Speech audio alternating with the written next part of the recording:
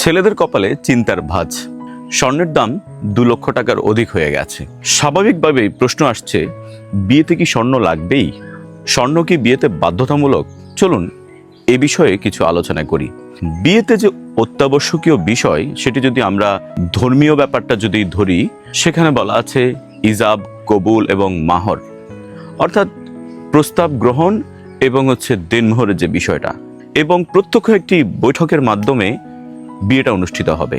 একই সাথে আমরা যদি আমাদের আইনকে বিশ্লেষণ করি, সেখানেও আমাদের যে মুসলিম বিবাহ নিবন্ধন আইন, সেখানে বলা হয়েছে বিয়ের ক্ষেত্রে যে বাধ্যতামূলক কয়েকটি বিষয়ের কথা বলা হয়েছে, সেটি হচ্ছে প্রস্তাব গ্রহণ এবং দেনমোহর, বা ইংলিশে যেটাকে আমরা বলি কনসিডারেশন, অর্থাৎ অফার, অ্যাকসেপ্টেন্স অ্যান্ড কনসিডারেশন। দুজন সাক্ষীর উপস্থিতিতে বিবাহ অনুষ্ঠিত হতে হবে এবং আইন অনুযায়ী সেটি নিবন্ধিত হতে হবে।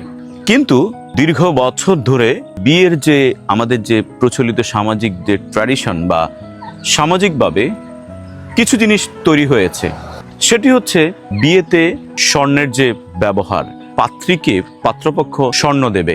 এটি অনেক বছর ধরে চালু করা বিবাহের ঐতিহ্য, আভিজাত্যের একটি অংশ হিসেবে ধরা হয়। দামি ধাতু বা স্বর্ণালঙ্কারের মাধ্যমে কনের ভবিষ্যৎ নিরাপত্তা নিশ্চিত করা হয়। এটি হিসেবে স্বর্ণের প্রচলন চলে আসছে বহুকাল ধরে। কিন্তু বিয়ের যে বাধ্যবাধকতা, সেটি ধর্মীয় হোক কিংবা আইনি হোক, সেখানে কিন্তু স্বর্ণের কথা বলা নেই। এটি বাধ্যগত বিষয় না, কিন্তু আমরা এটিকে বাধ্যকর করে ফেলছি। ফলে বিয়েটা হয়ে যাচ্ছে দিনকে দিন কঠিন।